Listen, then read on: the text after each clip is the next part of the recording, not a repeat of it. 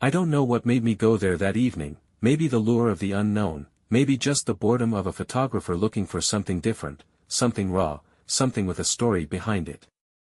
The air smelled of damp earth, the scent thick and cloying as I stepped through the rusted gates of the old cemetery, my camera strap heavy around my neck. The sun was bleeding out across the horizon, melting behind skeletal trees, their bare branches twisted in grotesque shapes against the fading light. I moved carefully between crumbling gravestones, some tilted at unnatural angles, others sunken into the soil as if the dead beneath had tried to claw their way free. I didn't believe in ghosts, in curses, or in anything beyond what I could capture through my lens, but as I wandered deeper into the graveyard, an unsettling feeling took root in my gut, something cold and unshakable. It wasn't fear, not exactly, just a creeping sensation that I was being watched, though the only eyes around belonged to the names carved into the tombstones, long forgotten by the living. That's when I saw it. A gravestone unlike the others, no name, no dates, just a polished black surface that glistened like onyx, standing eerily untouched by time. Something about it drew me in, a whisper in the back of my mind urging me to capture it, to preserve it, to bring it into my frame and make it real. I lifted my camera, adjusted the focus, and pressed the shutter. The click echoed unnaturally loud in the silence. I should have left then. I should have never looked at the photo. Later that night, I sat in my dimly lit apartment, scrolling through the shots on my laptop, each image flickering across the screen like distant memories of places I'd rather forget. Most of them were just what I expected, decaying statues, crosses silhouetted against the dusky sky, the eerie beauty of neglect. But then, my finger hovered over that photo. The one of the nameless grave. I clicked on it, waiting for the high-resolution preview to load, and when it did, my breath lodged in my throat. There, reflected in the smooth, black surface of the gravestone, was me, but not me. My reflection was staring back with a grin stretching wider than any human mouth should, teeth exposed in a way that made my stomach churn. But that wasn't even the worst part. My head, in that twisted, grinning reflection, was tilted at an unnatural angle, as though my neck had been snapped. I swallowed hard, my pulse pounding against my temples. I hadn't smiled. I had been standing still, camera steady, face neutral. And yet, the thing in the reflection was looking right at me, as if it knew something I didn't. I tried to rationalize it. A digital glitch. A trick of the light. But the deeper I stared into that distorted grin, the more I felt something shift in the room around me, an oppressive heaviness pressing down on my shoulders, making it harder to breathe. The silence in my apartment had changed, as though the air itself had thickened, humming with something unseen. I shook my head, exhaling sharply. It was just a picture, nothing more. I shut my laptop, rubbing the bridge of my nose, telling myself I was being ridiculous. But then, just as I reached for my phone, I caught something in the reflection of the dark screen. A faint, distorted outline behind me. Watching. Smiling. I spun around so fast my chair nearly tipped, my heart hammering so violently it made my vision blur. There was nothing there. But the feeling remained. I wasn't alone. And deep down, I knew, the reflection wasn't just in the photo anymore. I barely slept that night, my mind a tangled mess of logic and fear, each thought a contradiction, each attempt to rationalize the photo failing miserably. I told myself it was a trick of the light, a glitch in the image processing, something, anything, that wasn't real. And yet, every time I closed my eyes, I saw it again. That impossible, twisted grin, stretching too wide, too unnatural. The image burned behind my eyelids, an afterglow of something I should not have seen. Sometime before dawn, I must have dozed off, my exhaustion overpowering my unease, because when I woke, it was to the soft hum of my phone vibrating on my nightstand. My heart jolted, and for a moment, I wasn't sure why I felt so on edge. Then I remembered. The photo. The reflection. The thing that wasn't me. Blinking against the morning light, I grabbed my phone, expecting a message, a missed call, something normal. But when I looked at the screen, my stomach turned to ice. The front camera was open, the screen displaying my own face. But I hadn't touched it. I hadn't opened the camera. And worse, I wasn't moving. I sat there, frozen, my breath caught in my throat as I stared at the screen. My reflection should have mirrored me, should have copied every slight movement of my fingers gripping the phone, the slow rise and fall of my chest as I breathed. But it didn't. It stared back, perfectly still, as if I were watching a photograph instead of a live feed. And then, just as the realization fully sank in, it blinked. My actual eyes were wide open, unblinking in terror, but the thing on the screen blinked, slow, deliberate, knowing. My hands trembled, and before I could stop myself, I hurled the phone across the room, the sharp crack of it hitting the floor barely registering over the sound of my own heartbeat pounding in my ears. The room suddenly felt smaller, the walls pressing in, the air thick with an unseen weight. I forced myself to move, to swing my legs off the bed and plant my feet on the floor, to remind myself that I was here, real, awake. But the feeling didn't leave me.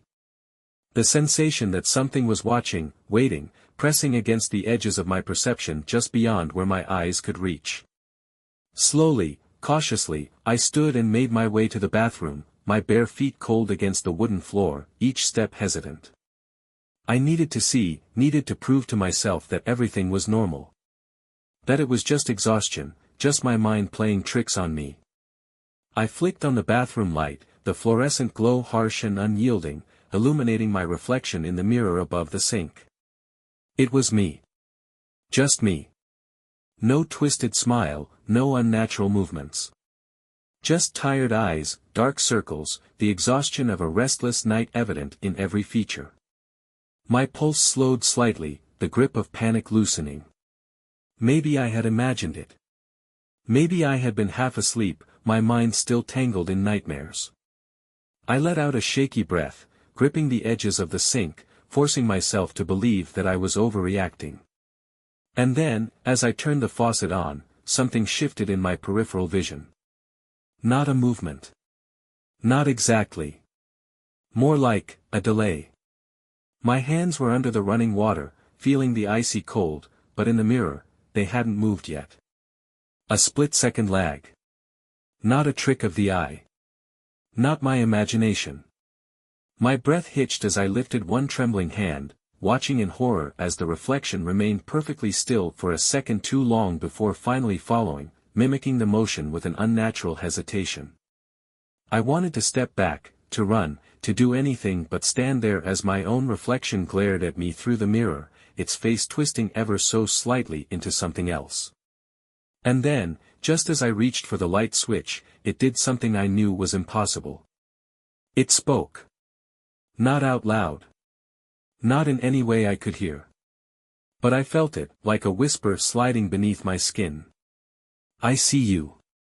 I don't remember how long I stood there, frozen in front of that mirror, my own reflection staring back with something just slightly off. It wasn't just the movement delay. It wasn't just the whispered, "I see you," that had slithered through my mind like a shadow sliding under a locked door. It was the way it watched me, like it wasn't merely reflecting but observing, like I was the one on the other side of the glass, like I was the one being mirrored. My fingers dug into the edge of the sink, nails pressing so hard into the porcelain that I thought it might crack under the pressure. The fluorescent light above me flickered, casting strange shapes across the room, twisting my reflection in subtle, awful ways. My breathing came shallow, uneven, each inhale sharp and trembling. I had to look away. I had to stop staring. But the moment I took a step back, my reflection didn't move at all. It stood there, motionless, its hollow eyes drilling into me, and for the first time, I saw something that shouldn't have been possible, its lips twitched into the beginning of a smile. My entire body reacted before my brain could catch up. I lunged for the light switch, fingers fumbling, heart hammering against my ribs as I plunged the room into darkness. The sudden absence of light should have swallowed the reflection, should have erased it completely. But it didn't. It remained. A faint, glowing outline, lingering where my reflection should have disappeared. My pulse roared in my ears, my vision swimming with panic. My rational mind screamed at me, begged me to believe it was a hallucination, a trick of exhaustion and stress, but my instincts knew better. I wasn't alone in that room. The air had shifted, the atmosphere pressing down like something unseen was sinking its weight into my skin, crawling over my shoulders, pressing against my back. And then, just when I thought I couldn't take another second of that suffocating, invisible presence, the silence shattered. A wet, breathy chuckle, low, gurgling, like someone trying to laugh through a mouthful of water, rippled through the air, coming from inside the mirror. I didn't think. I ran. My feet barely touched the floor as I bolted out of the bathroom, yanking the door shut behind me with a force that sent a sharp bang echoing through the apartment. My hands were shaking so badly I could hardly keep hold of the doorknob, my entire body trembling with a visceral, primal terror I had never felt before. The apartment was quiet, eerily still, but I could feel something wrong, something lurking just beyond the edge of my vision. I swallowed hard, my throat dry as sandpaper, my mind racing for some kind of explanation. Mirrors don't do that. Reflections don't move on their own. They don't smile when you don't. They don't speak. And yet, as I forced myself to step back, to put distance between me and that cursed mirror, I saw it again. Not in the bathroom. In the darkened TV screen. My reflection. Not mimicking. Not following. Just standing there, watching. Waiting. I don't remember the moment I decided to move. 1 second, I was staring at my own reflection in the darkened TV screen, feeling the unbearable weight of its gaze pressing into my skin like cold fingers curling around my throat. The next, I was lunging for the remote, my hands shaking so violently that I almost dropped it before my thumb slammed against the power button. The screen flickered, a brief moment of static, a split-second flash of something, someone, standing right behind me in the reflection, too close, too real, a silhouette with hollow, sunken eyes borrowing my shape. And then, blackness. The TV powered off, leaving me stranded in a room that suddenly felt much too large, much too empty, yet somehow not empty at all. My breath hitched in my throat, my pulse a rapid, erratic drumbeat against my ribs as I stumbled backward, knocking into the edge of the coffee table, the sharp corner digging into my hip. My apartment was silent, but not the right kind of silent. It was the suffocating, electric kind of quiet that feels alive, the kind that hums with a presence just out of sight, just beyond what your eyes can reach. And then, my phone buzzed. The sound cut through the tension like a knife, sending a jolt of fear through my already frayed nerves. With shaking hands, I reached for it, half expecting to see an unknown number, a message I didn't remember sending, a warning I didn't understand. But it wasn't any of those things. It was worse. The screen displayed a notification from my photo gallery, a new image had been added to my camera roll. My stomach dropped. My fingers felt numb as I hesitated, a sick sense of dread curling in my gut like something rotting from the inside out. I hadn't taken a new picture. I hadn't even touched my camera. I didn't want to look. I needed to look. My thumb moved on its own, clicking the notification, the screen brightening as the photo loaded. It was me. A picture of me sitting on my couch, just as I had been minutes ago, staring blankly at the TV. But something was wrong, so wrong. The version of me in the photo wasn't looking at the screen. It was looking at the camera. Right at me. And that wasn't the worst part. In the darkened reflection of the TV, standing behind the photo version of myself, was something tall, something twisted, something that wore my face but with a mouth stretched impossibly wide, eyes too black, too hollow, too empty. My heart seized in my chest, the air vanishing from my lungs as I dropped the phone, the sound of it hitting the floor barely registering over the deafening rush of my own blood roaring in my ears. I scrambled backward, my breath coming in sharp, shallow gasps, my vision blurring as pure, unfiltered terror took over. My thoughts scattered, a whirlwind of how. Why? What the hell is happening? My eyes darted toward the nearest reflective surface, the window. For a second, I prayed. I prayed I wouldn't see it, prayed I was losing my mind, prayed that if I closed my eyes, if I counted to 10, if I did anything but look, it would all just go away. But I looked. And there it was. Not just in the glass. In the room. My own reflection, standing outside of the window, staring back at me from the wrong side of reality. And then, it lifted its hand, and waved. I couldn't move. My body refused to obey, my muscles locked in place as I stared at the thing beyond the glass, that twisted imitation of myself standing outside my apartment window, on the 3rd floor. It shouldn't have been possible. There was no balcony, no ledge, no fire escape. Just air and the empty street below. And yet, there it was, grinning at me through the darkness, its eyes bottomless pits, black void stretching far too deep into nothing.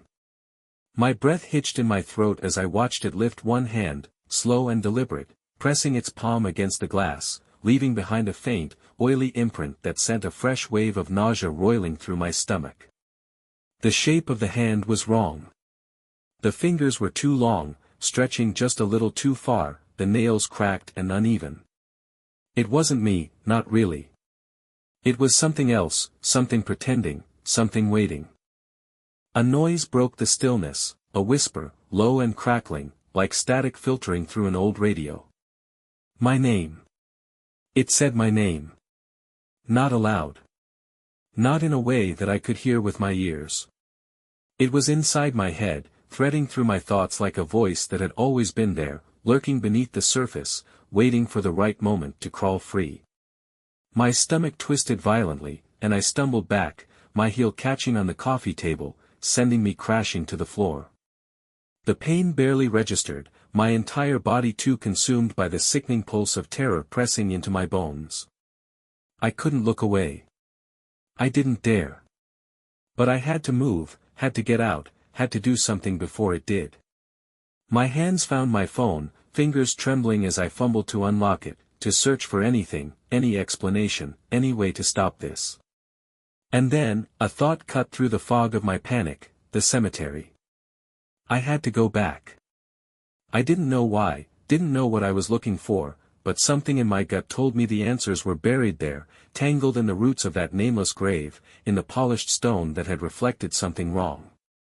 My fingers flew across the screen, searching for any historical records, anything that could tell me what I had disturbed. And then, I found it. A scanned newspaper article, old and yellowed, the headline barely legible, "Unidentified woman buried alive, the unsolved tragedy of Blackwood Cemetery." My pulse pounded as I read, my breath shallow and uneven. The story was horrific, a woman found clawing at the inside of her coffin, nails shredded, mouth open in a silent scream, buried in an unmarked grave.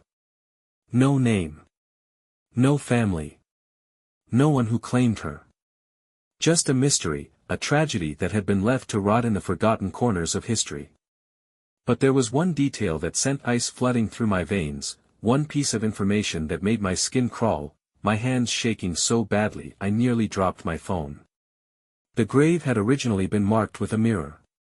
A polished black surface, set in stone, meant to reflect the one thing she had feared the most, herself.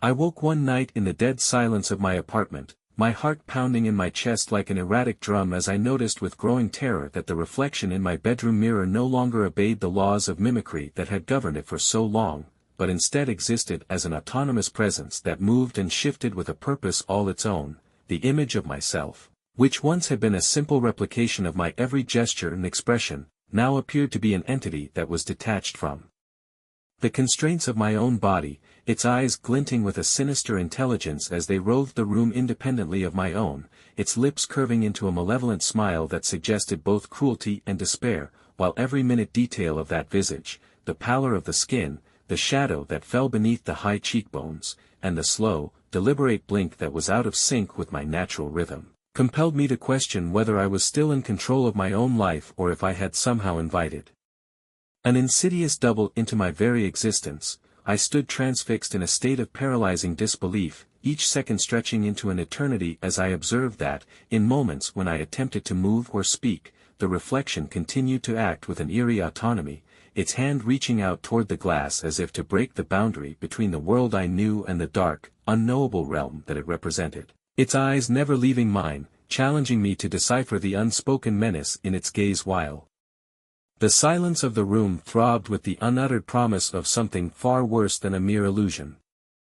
The following night, a series of inexplicable events unfolded that shattered any remnants of rationality I clung to, for as I lay awake in a haze of dread and disbelief, I discovered that the mirror, once a passive surface reflecting only what was in front of it, had begun to betray the natural order of things, displaying images of places and moments that I had never experienced, such as a scene in a dimly lit hallway where my reflection appeared to be stepping out of the mirror into a completely different room, and then, in another instance, a glimpse of a desolate street where the reflection was seen standing beneath a flickering street lamp, completely detached from my physical location, as though it had transcended the limitations of space and time. Every time I attempted to confront or document these anomalies with my camera, the device failed inexplicably, its screen distorting into a mess of static and color that obscured any clear evidence, leaving me to wonder if the phenomenon was not only real but was actively defying the laws of technology and nature in a way that no logical explanation could justify,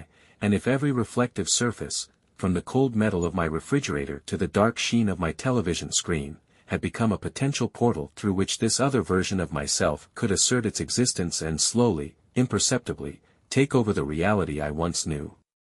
I began to experience moments during the day when I caught fleeting glimpses of this entity in the most unexpected places, such as the reflective surface of a shop window or even in the glimmer of water droplets on a rainy afternoon, and each time the sight sent shivers racing down my spine as I realized that it was no longer confined to the mirror alone, but had permeated every reflective surface around me. As if it were marking its territory in the physical world, the terror was compounded by the fact that my friends and acquaintances, when I attempted to recount these unnerving experiences, dismissed them as the product of an overactive imagination or a temporary lapse into sleep-deprived hallucination, yet I knew in the depths of my soul that what I was witnessing was far more sinister and deliberate than a mere trick of the mind, for the entity had begun to exhibit behaviors that were overtly aggressive, such as altering its appearance to mimic my most vulnerable expressions during moments of deep distress and even appearing to manipulate objects in its immediate vicinity, as though it sought to establish dominion over both the reflective and the tangible realms, and with every passing day, as its influence grew stronger, I felt the unmistakable pull of an unseen force that threatened to erase the boundary between my own identity and the malevolent reflection that was determined to usurp it completely. It started happening at night, the feeling that my apartment was no longer just mine, that I was no longer the only one breathing in this space. The air inside had changed, thickened, like it was being displaced by something unseen, something that did not belong to this world but had managed to push its way in through the cracks of reality. My bedroom, once a place of safety, now felt wrong, as if the walls themselves had shifted ever so slightly while I wasn't looking. The shadows stretched longer than they should have, pooling in the corners like ink spilled from an unseen hand, moving, writhing, waiting. And worst of all, my reflection was gone. Completely. Every mirror, every screen, every surface that should have shown my image now displayed nothing but emptiness, a void where I was supposed to be. I tested it, stood directly in front of my bathroom mirror, waved my hand, turned my head, nothing. It was like the mirror had erased me, as if I had ceased to exist in that world. But I knew that wasn't true. Because somewhere, in some other place, my reflection was still there. Watching. Walking. Moving. Living. The first time someone mentioned seeing me when I knew I hadn't been there, I felt the floor drop out from beneath me. It was my coworker, Adam, who casually mentioned that he had seen me standing in the parking lot outside our office the previous evening, long after I had gone home. "You looked a little out of it, man," he had said, frowning slightly. "I waved at you, but you didn't react. Just stood there. Thought you were messing with me." My blood turned to ice in my veins. "That wasn't me," I whispered, barely able to force the words out. He gave me a skeptical look, a chuckle rising in his throat before dying out when he saw the expression on my face. "Dude," he muttered, his tone uneasy now. "I swear to God, it was you. Same clothes, same posture. Just staring at the building like you were waiting for something." I didn't respond. I couldn't. Because I knew what he had seen. It was my reflection. It had escaped. I tried to ignore it, to convince myself that it was all some kind of elaborate trick my mind was playing on me, that stress and exhaustion were twisting my reality into something unrecognizable. But then it happened again. And again. A friend texted me, asking why I had ignored them at the grocery store when I had never even left my apartment that day. A neighbor mentioned seeing me standing outside my own door, unmoving, staring at the peephole as if I was looking in, rather than out. I started waking up in different positions than how I had fallen asleep, my bedsheets disturbed, my closet door open when I knew I had closed it, the faintest scent of something unfamiliar lingering in the air. And then, one night, I woke to the sound of my own voice, low, whispering, just outside my bedroom door. The words were garbled, distorted, like a voice speaking through static. But I understood one thing, clear as day. You don't belong here anymore. I didn't sleep after that night. How could I, knowing that somewhere in the dark, something that wore my face was walking freely in the world, slipping in and out of the spaces I once called my own? Every noise inside my apartment sent me spiraling into panic, my ears tuned to every faint rustle, every groan of the floorboards. I felt its presence now, more than ever. It was close. It was coming. But the moment I truly knew I was no longer in control was when I saw my own face inside the reflection of my phone's lock screen. It was me, but not me. It was smirking, its head tilted just slightly too far to the side, the skin stretched too tightly over sharp, angular features, like an imitation that had spent too long studying how to be human. And then, as I stood there frozen, the screen flickered, and a message appeared. Almost time. I dropped the phone as though it had burned me, my entire body recoiling in horror. The air in the room thickened, the walls seeming to breathe, expanding and contracting like living flesh. My head pounded, an invisible pressure sinking into my skull, a sensation like something clawing at the edges of my reality, peeling it back layer by layer. It wanted me gone. It wanted to take my place. I knew then that I had only one chance left, to return to the cemetery, to the source of this nightmare, to whatever lay beneath that nameless grave. It had started there. It had to end there. I didn't bother packing. I barely remembered how I got to my car, how I drove through the empty streets, headlights cutting through the fog that had rolled in unnaturally thick, swallowing up the road ahead. My hands were white-knuckled around the steering wheel, my mind racing with thoughts I didn't want to acknowledge. What if it was already too late? What if I was already fading?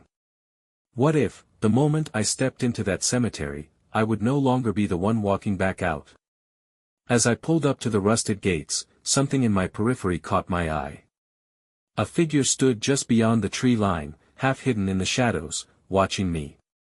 Even without seeing the face, I knew what it was. It was me. And as I stepped out of the car, it did the same, a perfect mirror image.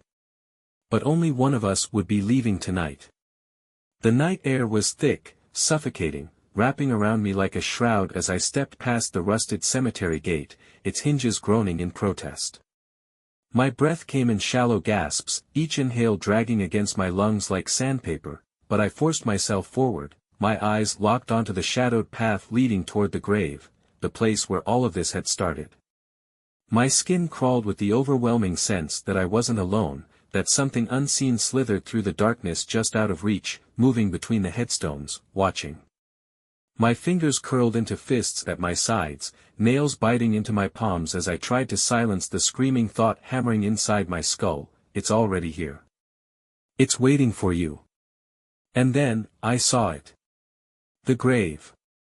The polished black stone gleamed even in the dim moonlight, a void in the landscape, its surface unnaturally smooth, untouched by time. But it was what lay in front of it that made my stomach lurch, my vision blurring at the edges with pure, undiluted horror. A mirror. An old, cracked mirror had been dug halfway out of the dirt, its glass smeared with soil and something darker, something red. My gut twisted as realization clawed its way into my mind. This wasn't just a grave, it was a door. A threshold. A trap. The thing that had been buried alive here, the nameless woman, had never truly left. She had simply waited. And now, she had a way out. A whisper drifted through the still air, soft, beckoning, curling around my ears like fingers pressing against my skin. Trade places with me. My breath hitched. The voice was my own. Exactly my own. I turned slowly, my pulse hammering so hard I thought it might burst through my ribs. And there it was, me. Standing just feet away, grinning. The figure was identical in every way, from the clothes I wore to the slight scar on my eyebrow. But its eyes, those weren't mine. They were empty, black as the space between stars, swirling with something ancient, something wrong.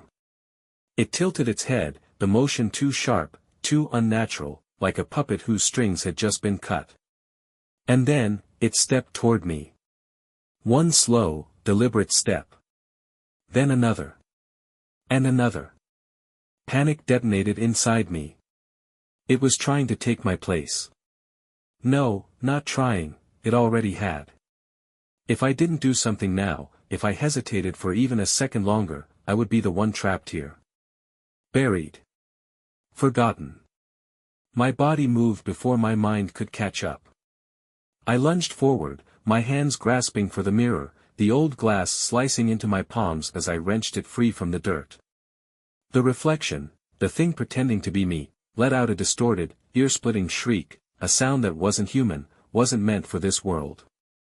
My vision blurred, the air around me warping, twisting, folding in on itself as if reality were unraveling like torn fabric. The weight of something heavy, something wrong, pressed down on my shoulders, pulling me toward the mirror, toward the place where it wanted me to go. But I wasn't going to let it win. Not now. Not ever. With every ounce of strength I had left, I lifted the mirror and smashed it against the gravestone. The impact sent shards flying in every direction, the sound echoing through the cemetery like breaking bones. For a split second, the world seemed to hold its breath. And then, the thing that wore my face started to dissolve. Its skin cracked, spiderweb fractures crawling up its body like glass under pressure. It let out a scream, a sound of pure rage, pure hunger, and then, it was gone. The air snapped back into place, the crushing weight lifting, the night settling into silence once more. I stood there, panting, trembling, staring at the shattered pieces of the mirror scattered across the grave. It was over. Or at least, I thought it was. Until I caught one last glimpse of my reflection in a jagged shard of glass. And I swear, it smiled before I did.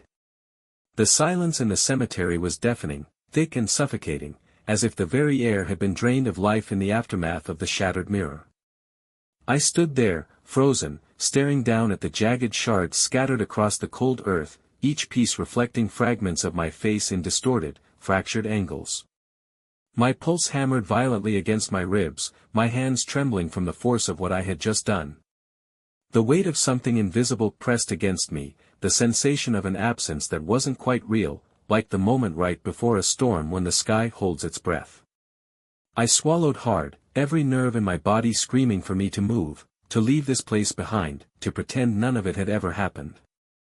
But then, just as I took a step back, I saw it, the reflection still staring at me from one of the broken shards, its lips curled into a slow, knowing smile. A cold dread poured into my stomach like ice water, every muscle in my body locking into place as I dropped to my knees, my breath shallow and uneven. This wasn't over. The thing that had tried to take my place, the thing that had mimicked my every move, my every expression, my every thought, it was still here. I forced myself to reach out, fingers hesitating just above the largest shard of glass, my own distorted reflection rippling across its surface. My heartbeat thundered in my ears as I exhaled sharply, steeling myself, and flipped the shard over. The reflection was still there. But I wasn't looking into a mirror anymore. The surface of the glass was coated in thick dirt, the image trapped beneath it like a photograph sealed beneath ice. My throat tightened, nausea clawing up my insides as the realization sank in. It wasn't just a reflection anymore. It was trapped. Buried. And it was still smiling. I stumbled backward, the weight of it all pressing into my chest, suffocating, unbearable. The night air twisted around me, the graveyard suddenly too quiet, too still, as if the world itself was waiting, watching. I had won. Hadn't I? My mind screamed at me to leave, to burn the mirror shards, to bury them so deep that no one could ever find them again. But even as I turned away, even as I forced my shaking legs to move, the thought coiled around my mind like a vice: what if I was the one trapped? What if, in that split second when the mirror shattered, when reality split apart, when the pieces of us blurred together, what if I was the one on the wrong side? The thought took root, deep and insidious, spreading like a sickness through my veins. And then, as I reached my car, gripping the door handle so tightly my knuckles turned white, I caught one final glimpse of myself in the side mirror. Just for a second. Barely even a flicker. But I swear I saw my own reflection standing at the cemetery gates, watching me drive away.